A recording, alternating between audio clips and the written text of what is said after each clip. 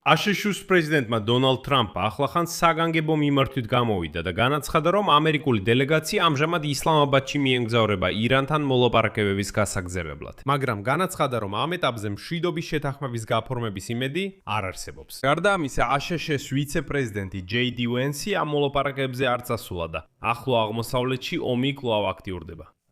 აშშ-ს პრეზიდენტმა ტრამპმა წინა დღეს თეთრი სახლის სიტუაციურ ცენტრში საგანგებო თათბირი მოიწვია არმუზის სრუტის გარშემო განახლებული კრიზისისა და ირანთან მოლაპარაკებების განსახილველად.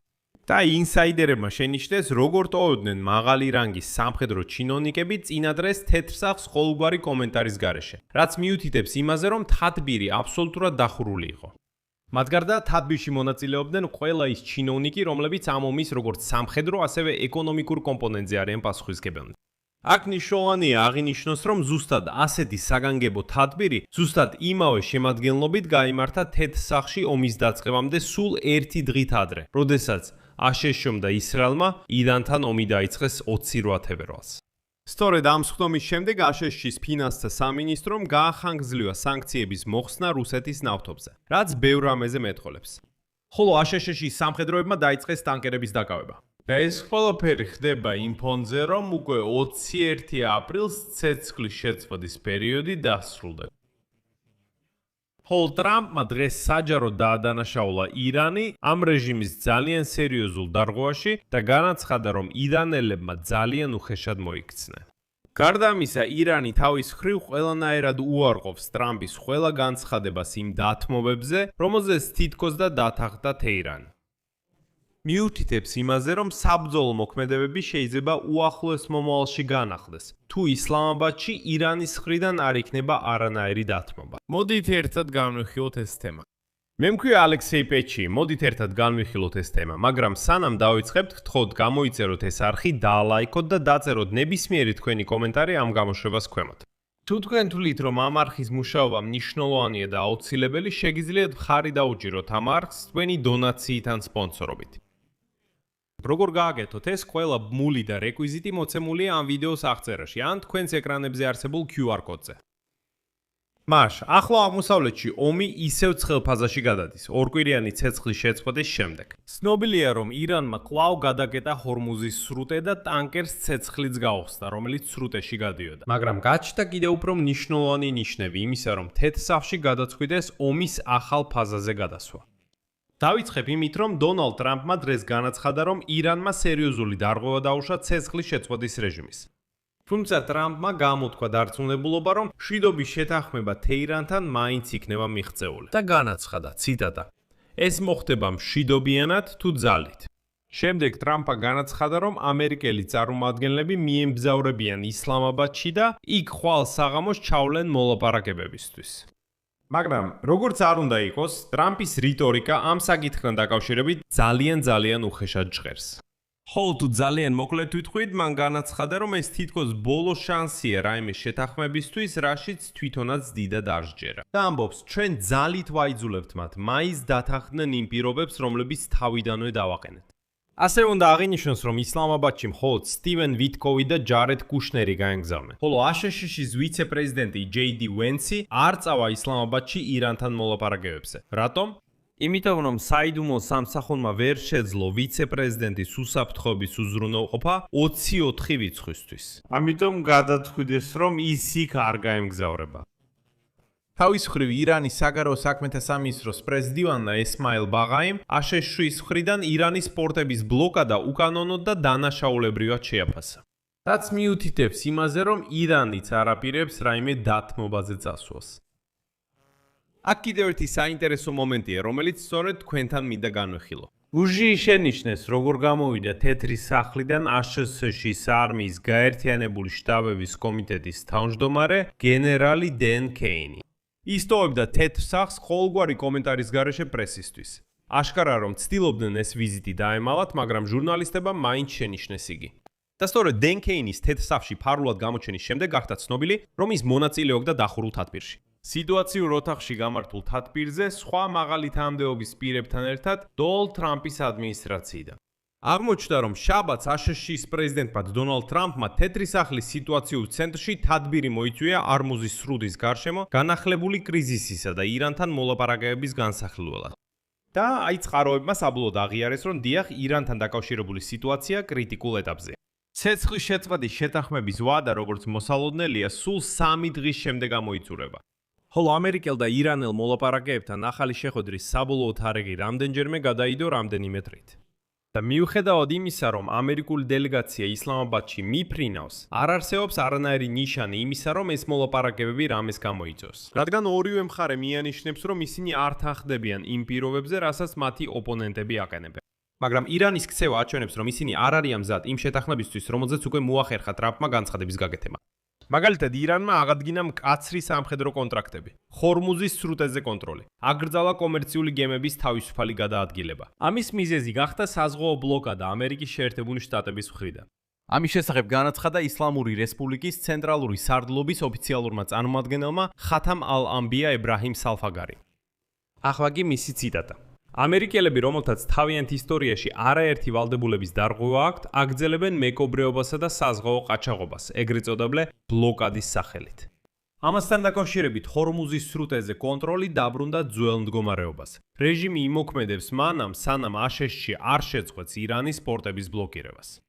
მაგრამ აშკარაა, რომ აშშ-ში ბლოკადის შეწყვეტას არ აპირებს. და ირანის მხარის განცხადებაზე პასუხად აშშ-ში განაცხადა, რომ უახლოეს დღეებში ამერიკელი სამხედროები დაიწყებენ ნავთობის ტანკერებსა და ირანთან დაკავშირებულ სავაჭრო გემებზე ასვლასა და მათ დაკავებას საერთაშორისო წყლებში.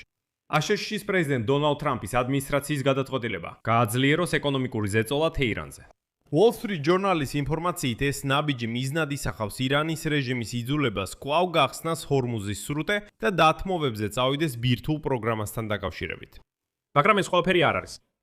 ირანის საგარეო საქმეთა სამინისტროს ოფიციალურმა წარმომადგენელმა იმავე ისმაილ ბაღაიმ, რომელიც დღეს უკვე ვახსენეთ, განაცხადა, რომ ირანი არასდროს განიხილავდა თავისი გამდიდრებული ურანის ამერიკელებისთვის გადაცემას, რაზეც ადრე დონალდ ტრამპმა გააკეთა განცხადება. მან ხაზგასმით აღნიშნა, რომ ასეთი ვარიანტი არც კი განიხილება. ციტატა. გამდიდრებული ურანი ჩვენთვის ისეთივე წმინდა, როგორც ირანის მიწა და ის არსად და არანაირ გარემოებაში არ გადაეცემა. ამგვარად მან უარყო აშშ-ის პრეზიდენტ დონალდ ტრამპის განცხადება, რომელმაც თქვა, რომ ირანი დათანხმდა ამერიკელებისთვის გადაეცა გამდიდრებული ურანი ისფაჰანის, ნატანზისა და ფორდოუს ობიექტებიდან. ამგვარად მან უარყო განცხადება, რომ თეთრი სახლის ხელმძღვანელი ამბობდა თითქოს აპირებდა მასალის ნანგრევებიდან ექსკავატორებით ამოღებას და ყველაფრის აშშ-ში გატანას. ამასთან თეირანი თითქოს არაფერს მიიღებდა საანცროდ, რომელიც ამტკიცებდა, რომ 20 მილიარდი დოლარის გარიგება იყო. ორივე მხარემ ასევე აღნიშნა, რომ მედიის ინფორმაცია მზადყოფნის შესახებ და დათანხმდა გამდიდრებული ურანის ისფაჰანის, ნატანზისა და ფორდოუს ობიექტებიდან გადაცემაზე. თუმცა თეირანი გააგრძელებს თავისი პრინციპები დაცვას ამ საკითხში. ასე რომ ბირთვული საკითხი არა მხოლოდ არ არის გადაწყვეტილი, არამედ დარჩა იმავე დონეზე, როგორც ომამდე იყო. ირანის პრეზიდენტის განცხადებაში ნათქვამია, რომ ირანი დათანხმდა სრუტის დახურვის განახლებას, ასევე მრავალრიცხოვან თავდასხმებზე და ობიექტებზე ამ წყლის გზაზე.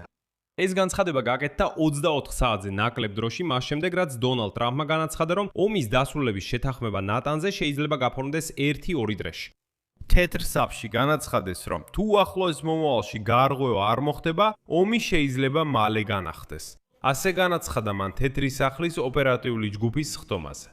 აშშ-ის პრეზიდენტის დონალდ ტრამპის განცხადებაში ნათქვამი იყო, რომ ის უნდა მიიღო მონაწილეობა უпростоრად მომდევნო მოლაპარაკებების რაუნდში ერახთან. ამერიკელებს დაეთანხმა. გარდა ამისა, სტუმარი იყო სახელმწიფო მდივანი მარკ რუბიო, თავდაცვის მინისტრი, ისფაჰანი, ფორდოუ, ფინანსთა მინისტრი სკოტ ბესენტი. გარდა ამისა, შეხვედრაზე ასევე იმყოფებოდა თეთრი სახლის ადმინისტრაციის ხელმძღვანელი სიუზი უაილსი. სპეციალურმა პატრიოტმა ამით უარყო დონალდ ტრამპი, რომელიც ამტკიცებდა, რომ ამერიკელებს გამდიდრებული ობიექტები გენერალ დენ კეინის ხელმძღვანელობით ჰქონდათ. საინტერესოა, რომ თეთრი სახლი საერთოდ არ აკეთებს კომენტარს ამ სხდომაზე. და უფრო მეტიც, რომ არ შეემჩნიათ შემთხვევით გამსვლელი. Дом Дэна Кейна, то, возможно, это ნატანზესა და ფორდოუში და არც გამოვიდოდა გარეთ. ესე იგი, აშკარაა, რომ ცდილობდნენ ეს ხდომა თეთრი სახლის სიტუაციურ ოთახში დაემალათ. ამგვარად მან უარყო პრეზიდენტ დონალდ ტრამპის განცხადება, რომელიც ამტკიცებდა, რომ ომის დაწყებამდე დათანხმდა. იგივე სიტუაცია, იგივე სიტუაციური ოთახი. საინტერესოა, რომ შაბათს ჟურნალისტებთან გამოსვლისას ნატანზის ობიექტებიდან გამდიდრებულმა ცოტა იხუმრა. მათ ისევ სურდათ სრუტის გადაკეთვა, ხოლო მოგვიანებით დაამატა, რომ ირანი, ციტატა, ვერ შეძლებს ჩვენ შანტაჟს. ასე მან ირანელების განცხადება უარყო. ნიშნულოვანია ასევე, რომ შაბათს საღამოს დონალდ ტრამპმა განაცხადა, რომელმაც თქვა, რომ ირანი დათანხმდა ამერიკელებისთვის გამდიდრებული მასალის გადაცემას. მაგრამ უკვე მეორე დღეც დადგა, თუმცა თეთრი სახლიდან ახალი კომენტარები არ ყოფილა. ნათანზე ამით უარყო პრეზიდენტ დონალდ ტრამპის განცხადება. მიუხედავად ამისა, ისინი ისლამაბადში მოლაპარაკებებისთვის მაინც მიემართებიან, რომლებზეც დიდი იმედი, როგორც ჩანს, უკვე აღარ არსებობს. ასევე მნიშვნელოვანია აღინიშნოს, რომ ტრამპმაც დათანხმდა და ცოტა თავი დაიზღვეს. ამერიკელებს გამდიდრებული ისპაჰანში რუსული ნავთობისა და ნავთობპროდუქტების გაკეთვის ლიცენზია, რომლებიც უკვე დატვირთულია ტანკერებზე 17 აპრილის მდგომარეობით. და რაც თავარია, ამის შესახებ სასწრაფოდ აცნობეს აშშ-ის ფინანსთა სამინისტროში, სწორედ თეთრ სახლში გამართული შეხვედრის შემდეგ.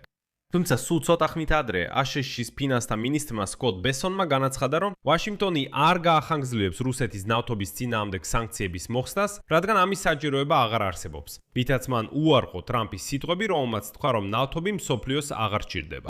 და აქ მოულოდნელად ბესონმა აზრი შეიცვალა და განაახლა. ამერიკელებს ნებადართული აქვთ გამდიდრებული ნავთობის იმპორტი 16 მაისამდე. ასე რომ, ნამდვილად არის საკითხები, რაზეც უნდა დაფიქრდეთ.